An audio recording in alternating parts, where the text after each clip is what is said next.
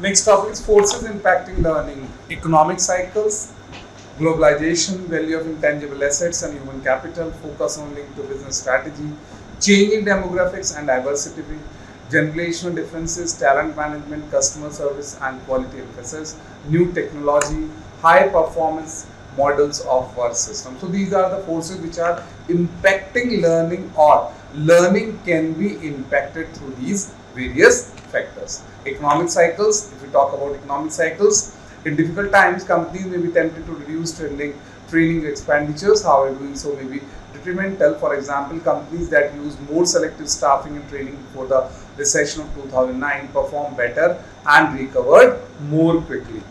Globalization, global companies must find talented employees. Expatriates require training for success. Individuals from different countries come to US for low skill work and highly technical positions. There are pros and cons of outsourcing. Intangible assets can be either human capital, tacit knowledge, education, work-related know-how, work-related competence, customer capital, customer relationships, brands, customer loyalty, distribution channels. Social capital includes corporate culture, management philosophy, management practices, informal networking systems, coaching, mentoring relationships. Intellectual capital includes patent, copyrights, trade secrets, intellectual property. Now, implications. Knowledge workers are becoming more important. Yes. A greater focus on employee engagement is needed. Yes. Whether the employees are properly engaged or not.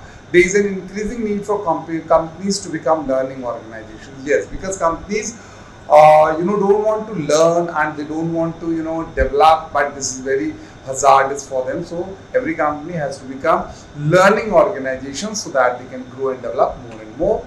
Links to business strategy, how business strategy can be linked with external forces.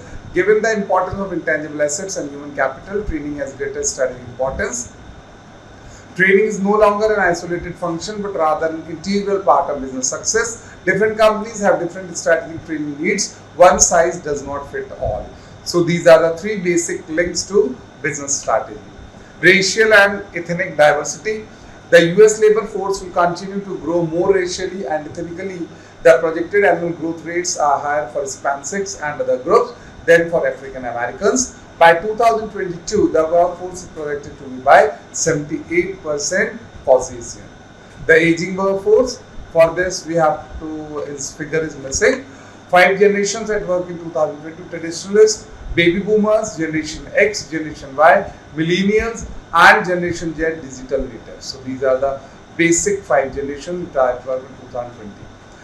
Managing diversity, communicating effectively, coaching, training and developing, providing performance feedback that is free of stereotypes, recognizing and responding to generational differences, allowing employees of all backgrounds to be creative and innovative.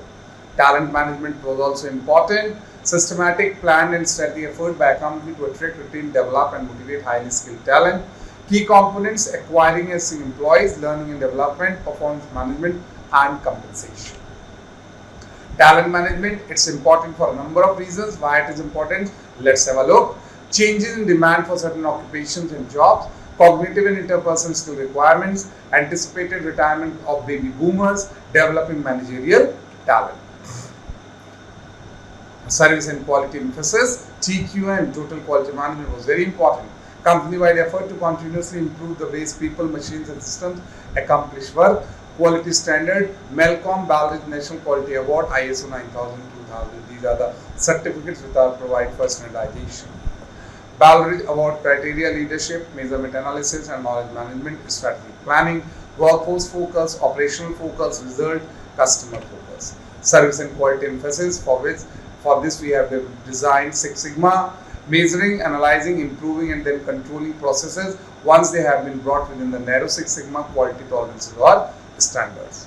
New technology has changed how we train. Training can occur at any time, anywhere. Training is more consistent, more realistic. More individuals can now be trained. Knowledge can be shared readily. Trainers' roles have evolved. Many organizations use blended training methods. Challenges with new technology. You are adopting new technologies, but there are challenges also. Not all trainees may be comfortable with technology. It will be difficult to engage trainees and ensure compliance with training. Some trainees may desire greater live interaction with trainers. High performance system. Work teams, employees interact to assemble a product or provide a service. Cross training, training employees in a range of skills to fill roles needed to be performed. Virtual teams, teams separated by time, geographic and organizational boundaries. A snapshot of training practices. Direct expenditures have remained stable. Increased demand for specialized learning that includes professional and industry specific content. Use of technology-based learning has increased. Self-paced online learning, the most common technology-based learning. Technology-based learning has helped improve learning efficiency. Technology-based learning has resulted in a larger employee learning staff member ratio. The percentage of services distributed by external providers has remained the same since 2010.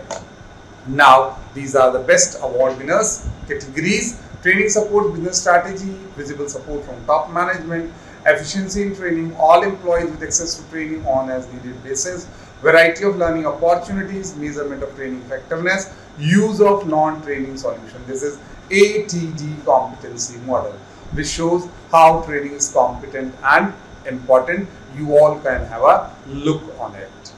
Then training roles, learning strategies determines how learning can be used to align with business strategy. Business partner uses business knowledge and industry expertise to create training that improves performance. Project manager plans and monitors delivery of learning and performance solution to support the business.